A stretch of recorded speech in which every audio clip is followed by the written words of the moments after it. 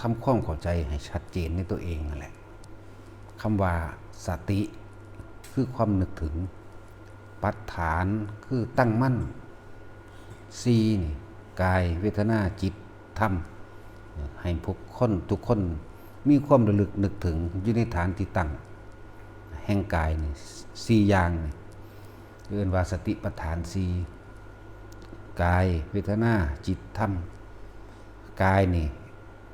มันหลายอย่างมันมีอาการ42คนมันบ่ตายแต่ว่าเฮาย่นย่อลงมาเลยเอาลมหายใจนี่แหละเป็นกายแล้วก็เป็นกายในกายอันหนึ่งลมหายใจเนี่ยคือกายเรียกว่าให้คิดถึงลมหายใจนึกถึงลมหายใจเป็นที่ตั้งนั่นปัฏฐานตั้งไว้ในลมหายใจแล้วรู้ลมเข้ารู้ลมออกนั่นเรียกว่าลมหายใจน่ะคือกายแล้วก็ในกายพร้อมกายในกายที่นี่ถ้าเฮาประคองลมหายใจกายในกายเข้าไปแล้ว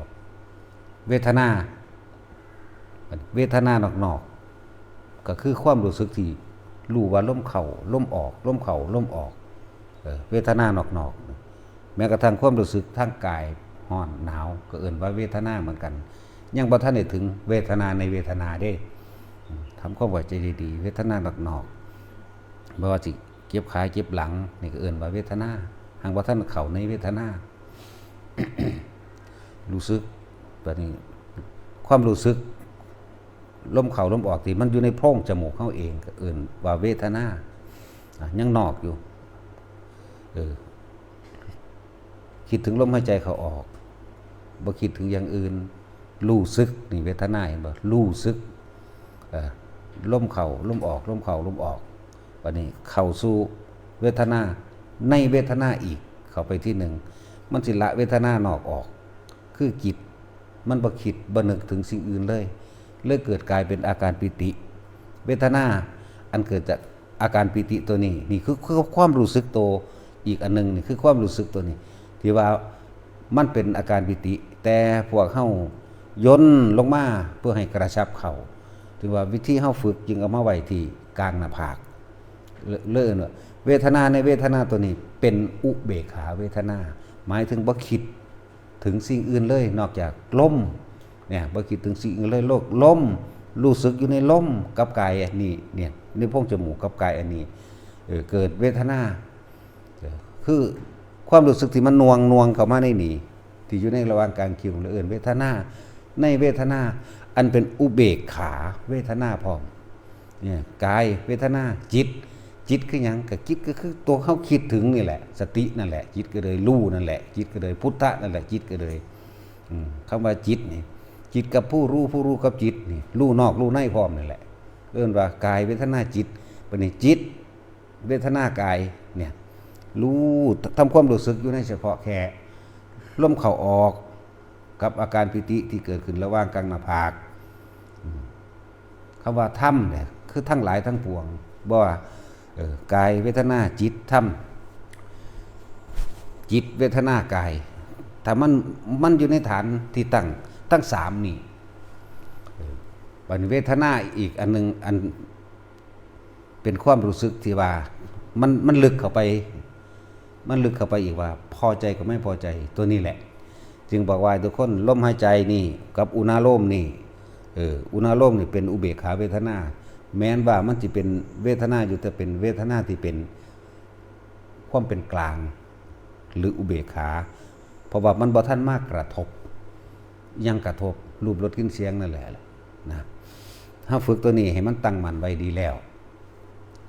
เฮาก็สิเฝ้าสังเกตความคิดของเฮาเองดอกกายเวทนาจิตเวทนากายอยู่ว่าถ้าเมื่อไหร่เฮามีความรู้สึกว่าคำว่ากระทบนะเฮาเห็นเขามาคุยกันเรื่องนั้นเรื่องนี้หรือว่ามาบอกเฮาแบบนั้นแบบนี้เอิ้นว่ากระทบแต่เฮายังมีความรู้สึกว่าพอใจกับเรื่องที่เขาเว้าหรือบ่พอใจกับเขาเว้านั่นคือภพมันเกิดนั่นแหละจึงบอกว่ามันเป็นที่ว่าจิตในจิตเลยก็ว่าเป็นสติกำกับจิตก็ว่าเมื่อสติกำกับจิตคือพิจารณาความคิดของเจ้าของ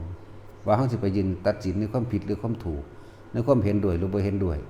มันสิเป็นเรื่องก่อเกิดอารมณ์ อารมณ์ความรู้สึกก็เอิ้นว่าธรรมด้วยบัดความรู้สึกนั่นน่ะพอใจกับบ่พอใจนั่นนะผู้ใดก็รู้จักตัวอารมณ์พอใจ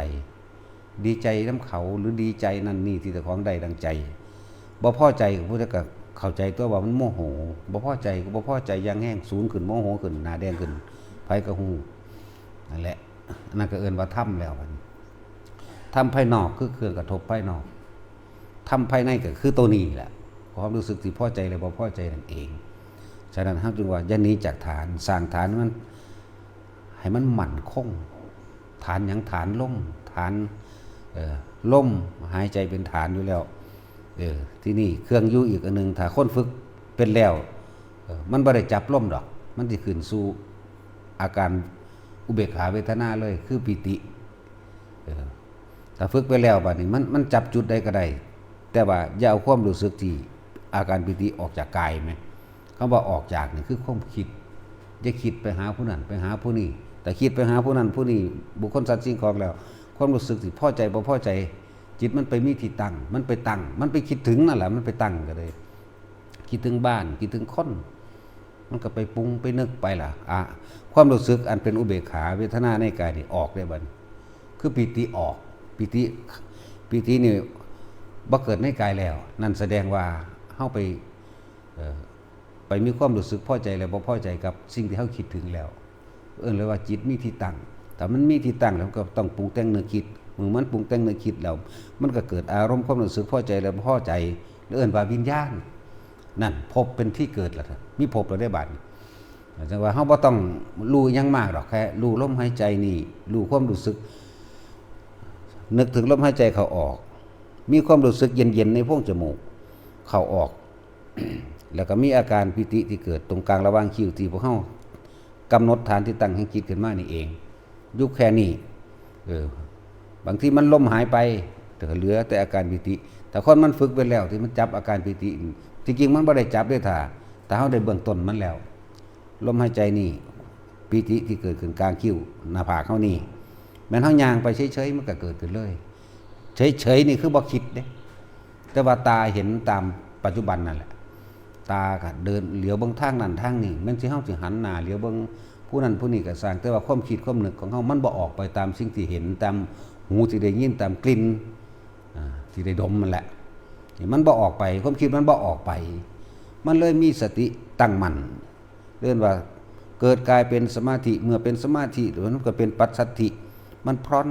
คลายออกนั่นล่ะมันก็เกิดความรู้ตื่นเบิกบานปราโมทย์ในใจเฮาในความรู้สึกเฮาเองล่ะบางคนที่ฝึกไปแล้วนานไปบางคนก็อยู่กลางๆหน้าผากไปเลยก็มีหมายถึงความรู้สึกอันนิ่มๆนุ่มๆนี่แหละความรู้สึกปิติปราโมทย์อันนี้แหละเบขานี่แหละบางคนก็อยู่เทิงหัวไปเลยดึบหน้าเป็นหมุนๆคือลมหัวกุดหน่อยทั้งหัวคือใส่ไก่หมุนทั้งหัวนี่ก็ว่าบางคนก็เคลื่อนย้ายลงมาที่ตรงกลางระหว่างอกเด้ทำกลางอกมีความรู้สึกเกิดยังขึ้นถ้ามันสะเทือนแสดงว่ามันคิดแล้วคำว่าสะเทือนความรู้สึกเกิดแล้วเด่นเพื่อเฮาไปเห็นสิ่งใดสิ่งหนึ่งปุ๊บสะเทือนเข้ามาปั๊บจังซี่นั่นความคิดตัวนี้เร็วและละเอียดมากที่ว่าสะเทือนจังซี่สะเทือนหรือกระเพื่อมก็ว่าไปแต่ถือว่าคนที่อยู่ระหว่างทำกลางอกได้แล้วก็บ่ต้องไปคิดอีหยังอีกว่าหรือว่าเฮาเฮ็ดบ่ถูกฐานมันเป็นขัน2ขัน3ไปแล้วเด้นั่นมันเป็นขัน2 3ไปแล้วจังว่าบ่แม่นว่าสิมาให้อยู่เฉพาะกลางหน้าผากอย่างเดียวดอกทำความเข้าใจว่าอยู่กับอาการปิติปราโมทย์ที่ความรู้สึกทางกายมันรับทราบความปิติได้แล้วในระหว่างช่วงกลางอกเฮาบางคนก็ท้องบางคนก็กลางอกอันนี้ให้มันเป็นเองเด้บ่แม่นกำหนดได้เด้ตอนตัวเฮากำหนดต้องกำหนดลมเข้าออกกับอาการปิติอยู่ระหว่างกลางหน้าผากเฮาไว้ได้แล้วตรงนั้นเฮาสิมีแค่ว่าสติหรือว่าเฝ้าสังเกตความรู้สึกนี่ถ้ามันหายแสดงว่ามันคิดถึงผู้อื่นถ้ามันไม่ถ้ามันบ่หายคือมันอยู่หายเพราะว่าเฮาคิดหนีออกจากกายเพราะว่าเฮาคิดหนีออกจากลมนั่นแหละอยู่กับสิ่งแค่นี้แหละ คำว่าธรรมในธรรมก็คืออารมณ์นั่นแหละธรรมในธรรมก็เลยธรรมนอกคืออย่างโลกธรรม8ธรรมในคืออย่างอารมณ์ถ้าอารมณ์เกิดบ่ได้พบดับบ่ต้องเกิด ยังกระช่างเถอะให้ทุกคนตั้งอยู่ในนี่แหละผู้ใดตายในลมหายใจใดสู้ว่าคือคนฟังธรรมประกอบกันกับลมหายใจจังสิจังว่าคนป่วยเปิดธรรมะองค์ใดองค์หนึ่งให้เขาเจ้าฟังไปเรื่อยล่ะฟังไปเรื่อยล่ะผู้นั้นสิประกอบแนวเข้าสู่ลมหายใจถึงเวลามันสิใจขาดตายจริงๆมันรวบเข้าหลุดดอกมันสิรวบปุ๊บเข้าในลมหายใจอย่างน้อยก็อนาคามีล่ะอะไรจังว่าทำความเข้าใจนี่คือให้ขอคิดอีกขอคิดหนึ่งหรือนัยยะหนึ่งเด้อให้มาตลอดเฮาบ่ถิ่มสติปัฏฐานสิบ่หนีตัวนี้ดอกง่ายบ่ได้ยากบ่ได้ไปหาแนวมาประกอบบ่ได้มีผู้ใดบังคับบ่ต้องไปตั้งเวลาบ่ต้องไปอีหยังทั้งสิ้นตั้งสติบ่ต้องไปตั้งสัจจะอีหยังดอกบ่ต้องไปนั่นนี่นึกถึงลมหายใจเมื่อไหร่ก็เมื่อนั้นแหละสติอยู่กับกายเอาพอ